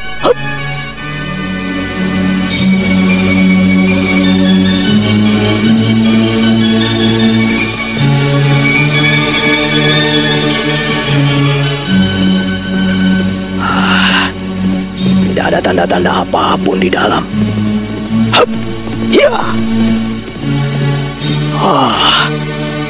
Prajurit dan para pengawal sudah memenuhi istana ini. Siapa itu? Wah, luar biasa sekali gerakannya. Dari pakaiannya tentulah dia seorang resi.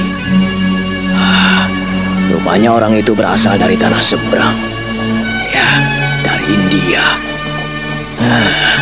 Seperti yang dikatakan putri dari Prabu Jayasuntana. Perketat penjagaan! Baginda telah tiba dari Indraprasta! Rupanya Prabu Jayasuntana telah tiba. Istana ini akan menjadi semakin berbahaya saja dengan kehadiran Prabu Suntana, dengan pengawal-pengawal utamanya. Aku harus segera meninggalkan tempat ini. Yap. Hei! Siapa itu? Celaka. Rupanya hidung betet itu memiliki telinga yang tajam. Benar-benar tidak kusangka. Aku telah meremehkannya. Tunggu. Ayo, kau kejar aku, hidung betet. Sebentar saja, Mamang Kuraya sudah terlibat kejar-kejaran dengan tokoh andalan Karang Sedana yang disebut dengan panggilan Resi Anista. Kau hebat sekali. Ayolah kejar aku. Kita akan berkenalan lebih jauh di luar tembok kota raja.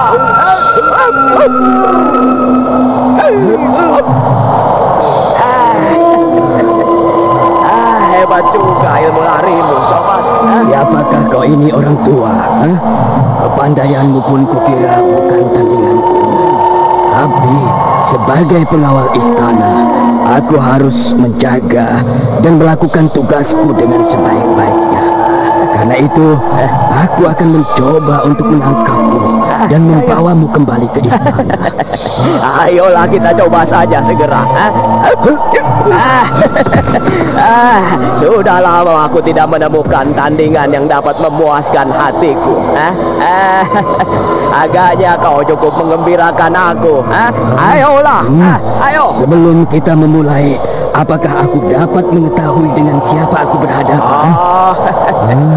Aku ini dikenal di negeriku dengan nama Resi Amista. Aku datang ke tempat ini baru beberapa purnama. Siapakah tuan yang hebat? Baiklah. Baik, aku akan memperkenalkan diri. Di negeriku aku dikenal dengan nama Mamangkuraya. Cukup? Terima kasih. Nama tuan sudah saya ketahui. Sekarang kepandaian tuanlah yang ingin saya ketahui. Oh, iya. Bersiaplah.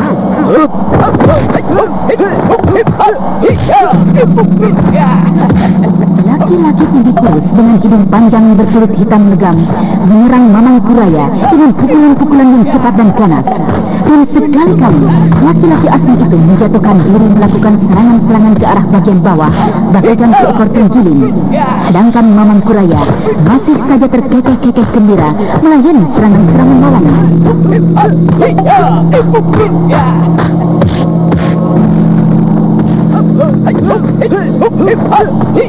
Setelah beberapa saat tidak berhasil mendesak Mamangkuraya, Resi Amista yang menjadi sangat penasaran kemudian melompat tinggi ke belakang dan kemudian berdiri dengan kedua kaki yang merapat kedua telapak tangannya ditempelkan satu sama lain di depan dadanya.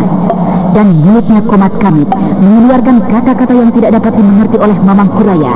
Dan kemudian dari atas kepalanya keluar asap pipis yang sangat halus. Pula yang dilakukan oleh orang asing. Tapi baiklah, aku harus berhati-hati. Mamangkuraya kemudian mengeluarkan segenap tenaga cadangannya. Bersiap sempurna, matanya dengan penuh kewaspadaan memperhatikan Resi Amista yang masih saja berkonsentrasi penuh. Sampai akhirnya Mamangkuraya, tokoh mahasakti dari tanah Pasundan, terbelalak keheranan melihat dari tubuh Resi Amista keluar bentuk-bentuk yang tidak berbeda dengan dirinya.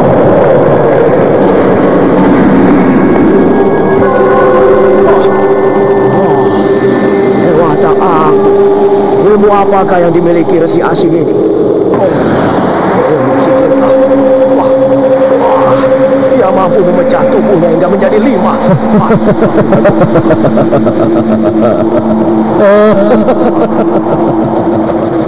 Kau memang hebat sekali. Tapi sekarang coba kau hadapilah ilmu 5 bayang-bayang ini.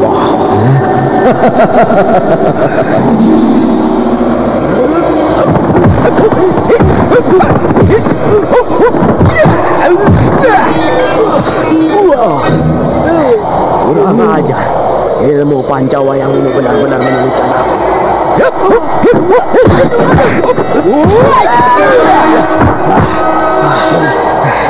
Terpaksa aku harus mengeluarkan Haji Semedi Dewa Gila.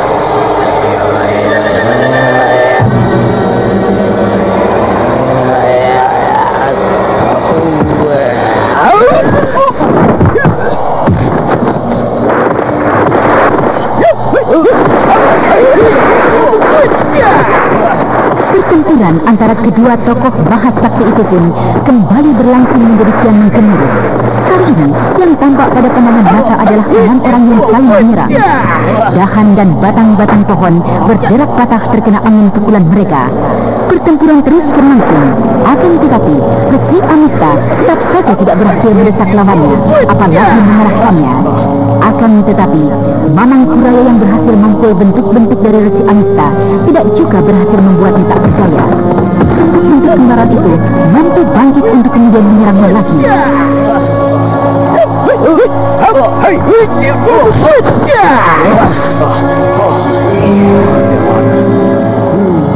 Aku terlalu memanjakan diri bersenang-senang dengan pendeta ini.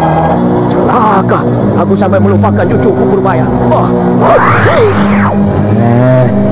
Mau kemana ke orang tua?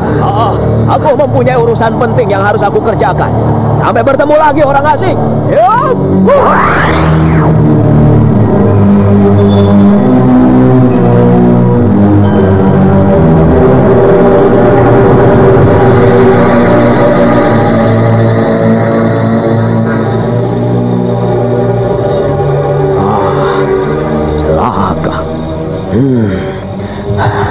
Mudah-mudahan tidak terjadi satu hal apapun dengan cucuku Purbaya. Ilmu Pancawayang itu cukup membuatku repot. Aku harus dapat mencari jalan untuk memecahkan ilmu itu. Celaka.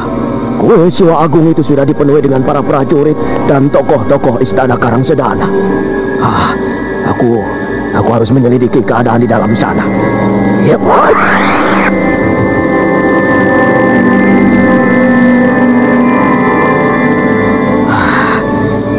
Itu penjaga kuil sedang diperiksa oleh para prajurit Prabu Suntana. Iya. Aku yakin mereka belum menemukan Raden Purbaya. Aku akan mencoba mencarinya di kamar-kamar kuil Siwa Agung melalui atap kuil ini.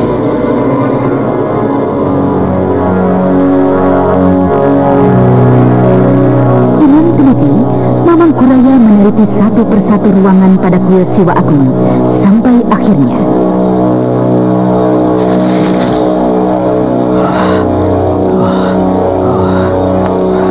Purbaya tidak berada dalam kuil ini. Kira anak itu sudah meninggalkan kuil ini. Baik,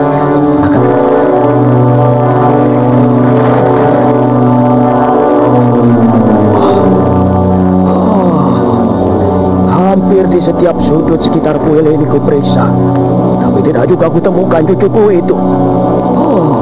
Benar-benar kakek tidak tahu diri aku ini. Bodoh, masih suka memanjakan diri bertemu dengan lawan yang kuat seperti tadi. Aduh. Oh, iya.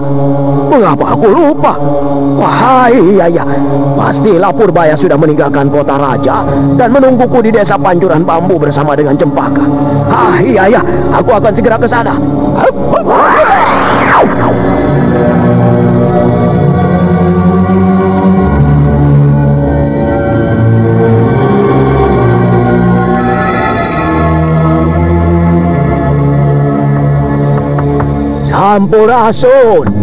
Sampurasun. Rampes.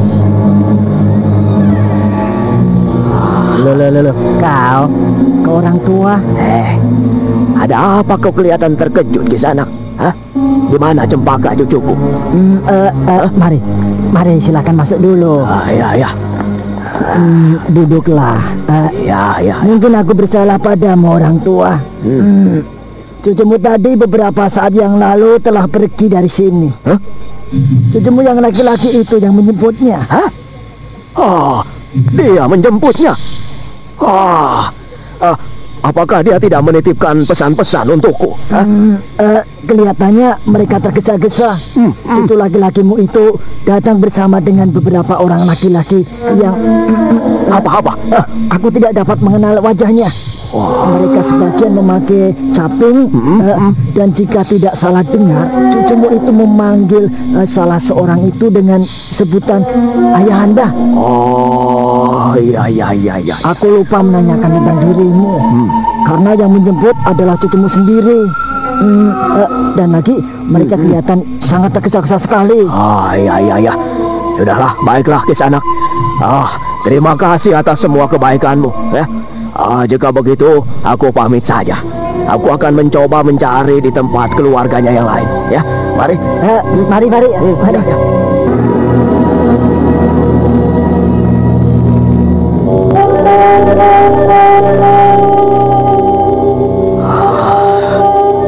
Purbaya telah berjumpa kembali dengan orang tuanya.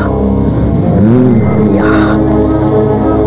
Seandainya saja tidak ada Resi Amista di istana Karangsedana, tentu aku tidak akan khawatir meninggalkan cucuku itu di sini. Rupanya aku harus terus terlibat dengan urusan-urusan tek-tek bengek seperti ini. Untuk kelak dapat bertemu dengan Purbaya, aku harus berada terus di sekitar kota raja. Iya, aku akan menunggulah kesempatan untuk bertemu dengannya sambil mencoba untuk memecahkan Aji Pancawayang dari Resi Amista. Sementara itu di Istana Karangsedana, Prabu Jayasuntana yang baru saja kembali dari Indraprasta mendapat laporan dari Permaisuri tentang kedatangan Raden Purbaya ke dalam istana dan berhasil mengambil sebuah peti dari kamar utama Prabu Jayasuntana. Setan alas, pencuri. Pastilah itu harta pusaka Karangsedana yang sedang kita cari-cari.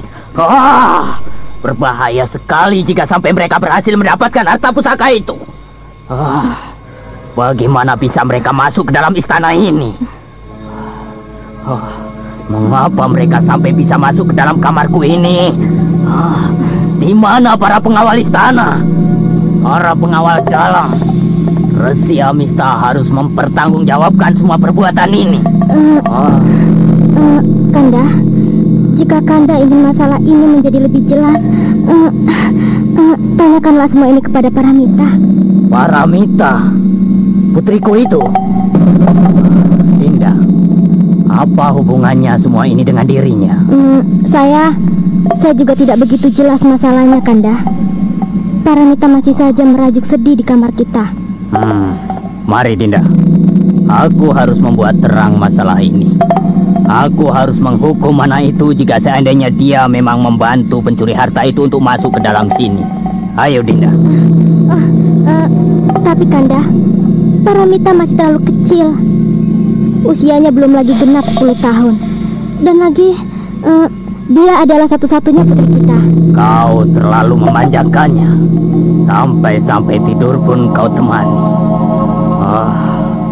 Mulai saat ini aku tidak ingin hal itu terjadi lagi. Serahkan semuanya pada Dayang pengasuhnya. Tempatkan kembali anak itu di kamar yang semula telah aku tentukan. Baik Kanda, silakan masuk. Sesaat ketika pintu itu terbuka, Prabu Jayasuntana melihat sebuah lubang yang cukup besar menganga di salah satu sudut kamarnya. Setan, pencuri licik. Dinda, bukankah lubang itu sebelumnya adalah lantai bawah ranjang itu? Benar Kanda, mereka menyembunyikan harta pusaka itu di bawah ranjang kamarnya sendiri. Benar-benar sukar untuk diduganya. Itu Kanda, kau tanyakanlah Paramita yang sedang merajuk seperti itu. Janganlah terlalu keras memarahinya. Paramita, mendekatlah kemari. Ini ayahandamu kembali. Paramita. Paramita, ini ayahandamu kembali. Kenapa kau merajuk saja seperti itu? Paramita, bangkitlah dari ranjang itu. Apakah kau tidak mendengar panggilanku, anak nakal? Bukankah ayah kembali hanya untuk memarahi Mita? Dengar anak manis, aku tidak ada waktu untuk bermain-main denganmu. Sekarang coba kau ceritakan kepadaku, apa yang sudah kau lakukan dengan pencuri-pencuri yang datang itu? Menurut ibumu, kau yang mengantarkannya hingga kemari. Betulkah demikian, Paramita? Kenapa kau diam saja? Ayahandamu bertanya, Paramita. Mereka bukanlah pencuri, Ayah. Mereka bukan pencuri. Kakang Mas Purbaya datang untuk mengambil barangnya sendiri yang disembunyikannya di sini. Itu bukan milik kita. Ayahanda tidak pernah mengetahuinya. Juga ibunda. Setan. Kau membela anak itu. Apakah kau ingin mendapat hukuman dari ayahandamu? Paramita, dengarlah. Jika mereka itu tidak bermaksud jahat, kenapa mereka harus takut untuk datang dengan berterus terang? Tidak bersembunyi-sembunyi seperti tadi. Bukankah itu bukti mereka adalah pencuri?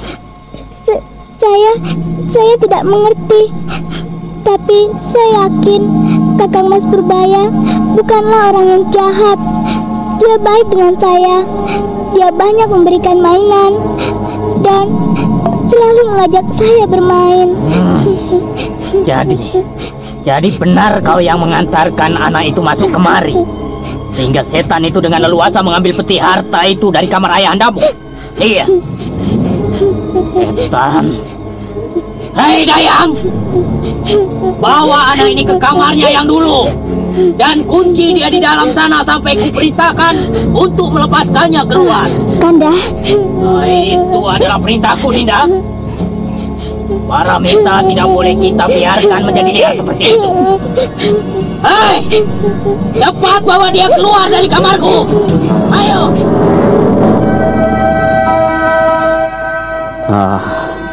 Bagaimana Amista? Apalagi yang hendak kau bicarakan sekarang? Kenapa bisa sampai terjadi hal seperti ini? Aku percayakan keamanan istanaku kepadamu.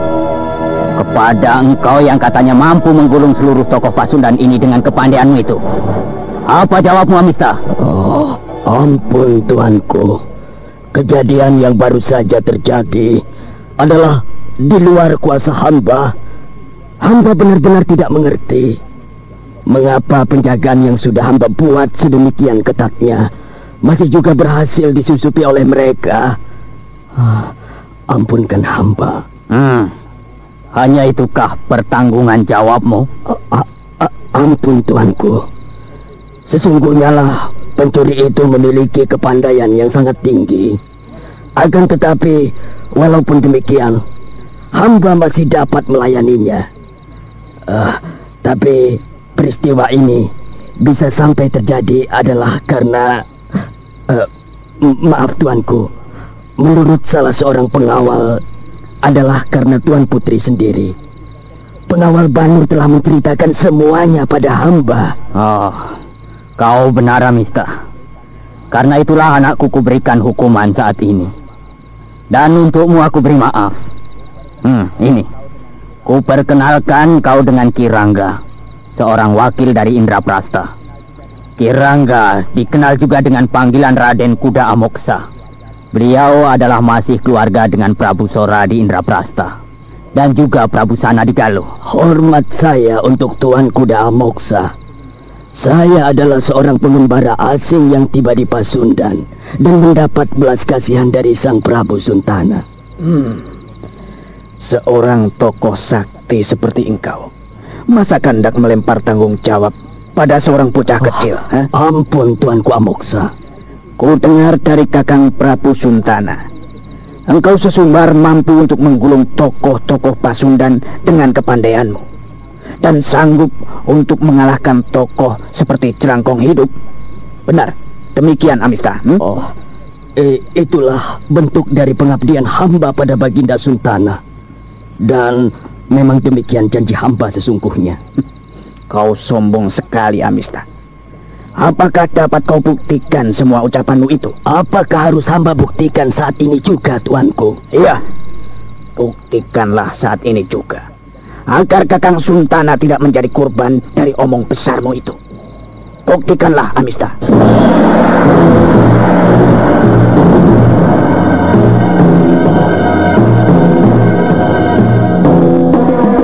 Resi Amista sesaat memejamkan matanya. Sesaat suasana di bangsal pertemuan utama itu menjadi hening. Dan ketika resi asing itu membuka kedua matanya, kedua bola matanya seakan-akan membara memandang ke arah Raden Kuda Amoksa. Sejurus pandangan yang mempunyai kekuatan yang tidak dapat terlawankan itu.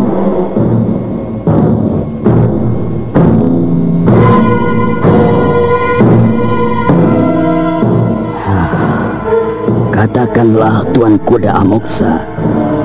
Katakanlah bahwa saya bukanlah orang yang sombong, bahwa saya sanggup untuk menundukkan tokoh manapun di tanah Pasundan ini. Katakanlah Tuan Kuda Amoksa. Iya. Kau adalah seorang yang tidak. Katakanlah Tuan Amoksa. Iya. Kau seorang yang tidak terlawankan di tanah Pasundan ini. Terima kasih Tuan Amoksa. Jika memang Tuan sudah memaklumi. Kau keterlaluan sekali, Amista. Sekarang kau buktikanlah bahwa kau tidak hanya sekedar mampu mempergunakan ilmu setan itu. Bangkitlah, aku akan menguji kepandaianmu. Adirangga, apakah harus ada ujian dalam bentuk seperti ini? Kakang duduk tenanglah di situ. Biar aku akan mencoba kepandaiannya orang asing ini. Ayo, bangkitlah Amista.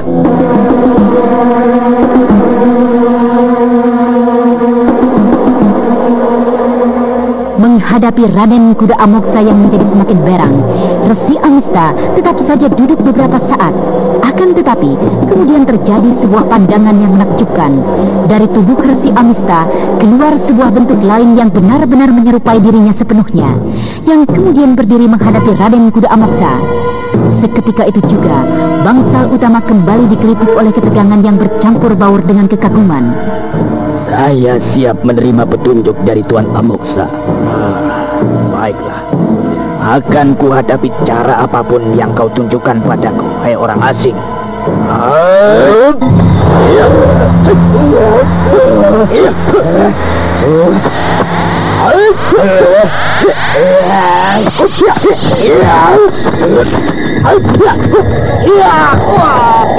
Raden Kuda Amoksa sejak masa kecilnya adalah seorang bocah yang gemar bertualang dan menuntut ilmu. Karena itulah ia tumbuh menjadi seorang laki-laki yang sangat banyak memiliki kepandaian. Dan kini ia menjadi salah seorang kepercayaan Baginda Prabu Sora di samping Ki Suraprabha. Dan kini laki-laki yang telah berumur setengah baya itu mengerahkan seluruh kepandaiannya untuk menjatuhkan Resi Amista yang dianggap telah menjatuhkan martabatnya di hadapan Prabu Jaya Suntana dan orang-orangnya.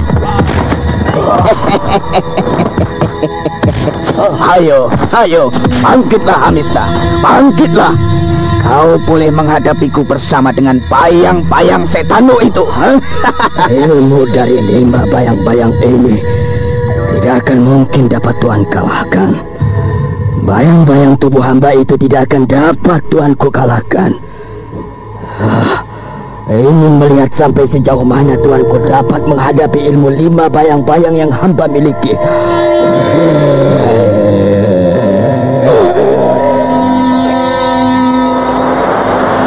Sekarang Tuanku boleh menghadapi 3 bayang-bayang hamba.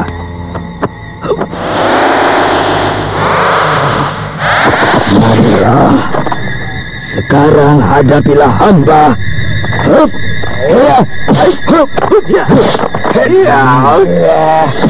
Apakah sungguh-sungguh bayangan yang sedang dihadapi Adirangga? Ataukah bentuk yang sedang duduk bersila tak jauh dari si tubuh ini adalah bayang-bayang yang hilang? Tapi bagaimanapun Resi Amista telah mampu memecahkan dirinya menjadi 4 bentuk. Aku benar-benar beruntung mendapatkan pembantu seperti diri. Bagaimana Tuanku? Kita hentikan aja sampai di sini pertarungan ini.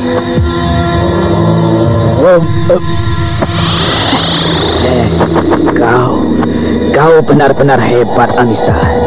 Aku mengakui kepandaianmu memang luar biasa.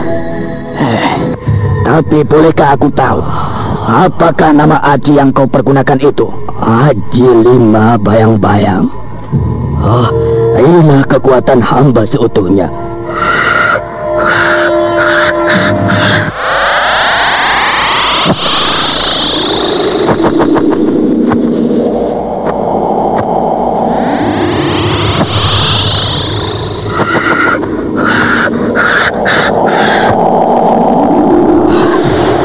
Inilah dia aji 5 bayang-bayang yang saya miliki, Tuanku.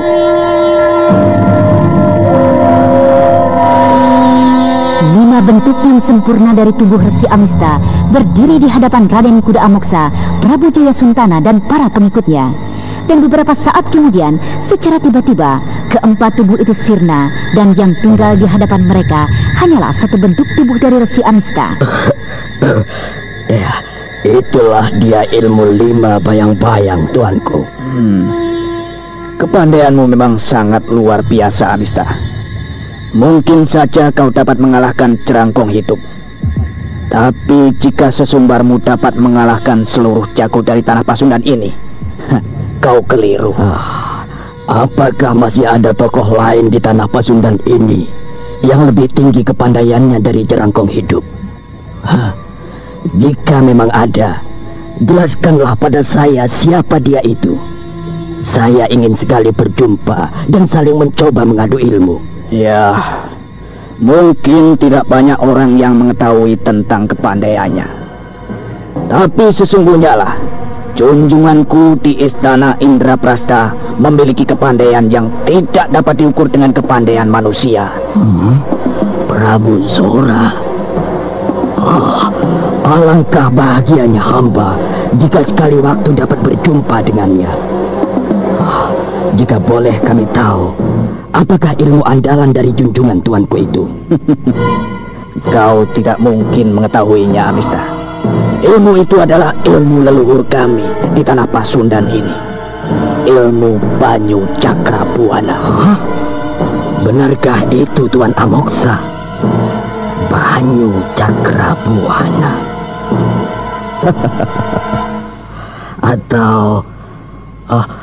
Ataukah tuanku sedang mempermainkan saya? Ilmu itu tidak pernah ada di dunia ini, tuanku. Apakah kau juga mengenal ilmu itu? Ilmu itu adalah sebuah ilmu sempurna yang merupakan sari dari seluruh ilmu olah kanuragan yang ada di Mayapada ini. Ilmu itu adalah ilmu dari Betara Wisnu yang juga merupakan sembahan kami di India. Tapi semua itu hanyalah sebuah dongeng, tuanku. Ya, tapi satu saat tentu kau akan dapat membuktikannya, Amista. Sudahlah, malam sudah semakin larut. Beristirahatlah kalian semua. Besok kita akan bertemu lagi membicarakan beberapa hal masalah Aji Konda yang menurut beberapa petugas sandi kita tengah mempersiapkan satu gerakan balasan. Tetaplah waspada, Amista. Baik, tuanku.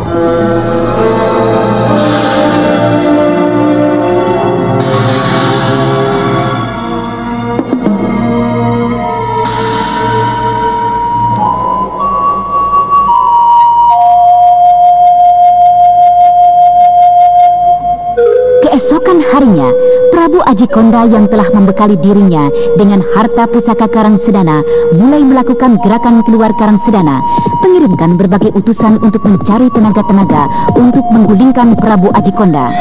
Sementara itu di tempat rahasia kelompok Prabu Aji Konda, Raden Purbaya tengah menemui ayahandanya.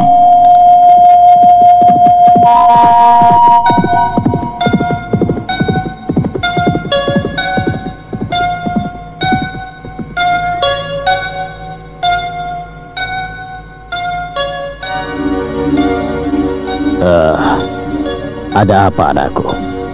Kelihatannya kau begitu serius menghadapku. Ayahanda, Ananda ingin menanyakan sedikit tentang Karang Sedana, tentang leluhur Ananda, tentang masa lalu mereka.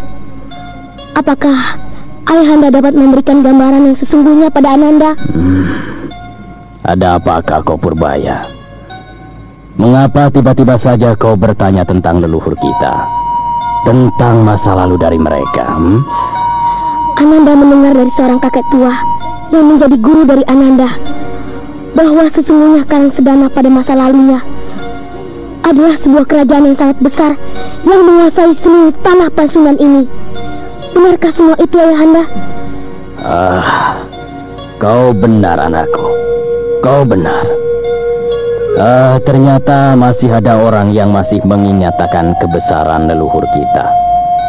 Tentang kebesaran Karang Sedana yang dahulu dikenal dengan nama Kerajaan Sunda atau Pasundan. Ya, seluruh tanah Jawa dan bahkan Nusantara serta beberapa negara tetangga menghormati kerajaan kita, Kerajaan Sunda. Dan juga leluhur kita besar karena kepandaian mereka mengatur kesejahteraan rakyat, kebijaksanaan, dan keadilannya terhadap rakyat, anakku. Lalu, Mengapa sekarang bisa jadi seperti ini? Begini, Galuh yang saat itu merupakan kerajaan kecil merasa iri dengan daerah dan wilayah besar yang dikuasai leluhurmu.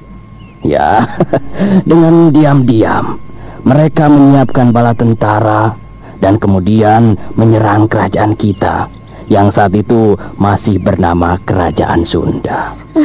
Tapi kenapakah semua ini dirahasiakan pada Ananda? Ya, seperti yang telah aku jelaskan tadi, kebijaksanaan dari leluhur mula yang menyebabkannya seperti itu. Mulai saat itu, kekuasaan kita dibatasi oleh Galuh. Dan leluhurmu pun mengganti nama kerajaan kita dengan nama Karangsedana. Ya, semua ini dirahasiakan karena perintah dari leluhurmu yang merupakan kakek buyutmu. Aku mengerti semua ini dilakukan agar tidak timbul dendam di antara turunannya kelak di kemudian hari. Semua catatan tentang kejadian itu, tentang kebesaran masa lalu leluhurmu dilenyapkan.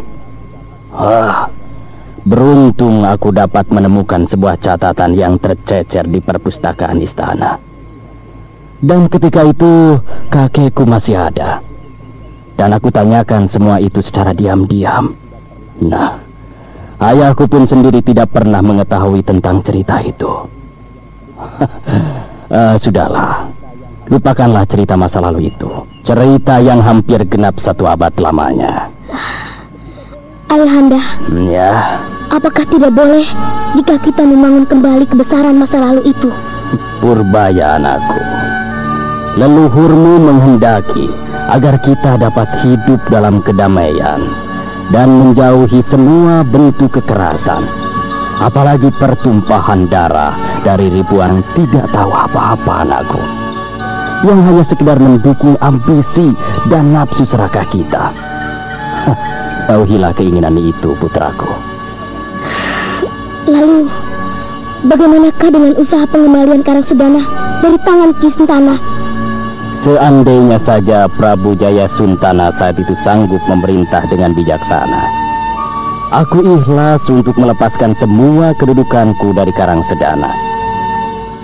Tapi Ki Sentana tidak sanggup melakukan itu, anakku. Rakyatku hidup dalam keresahan, tidak tentram. Manusia licik itu memerintah hanya untuk memanfaatkan kekuasaannya saja. Aku tidak rela. Aku tidak ikhlas rakyatku jadi seperti itu, anakku.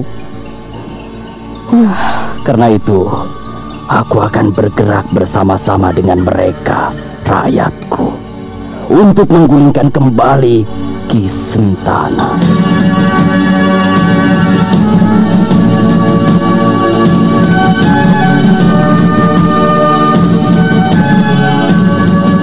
Nah, para pendengar sekalian, sikap apakah yang kelak akan diambil oleh Raden Purbaya setelah mendengar kisah tentang masa lalu dari leluhurnya? Dan bagaimana pula dengan kisah dari Anting Bulan? Untuk mengetahui jawabannya, ikutilah kisah Babat Tanah Leluhur ini dalam episode ke-8, Satria Cilik Karangsedana. Sampai jumpa.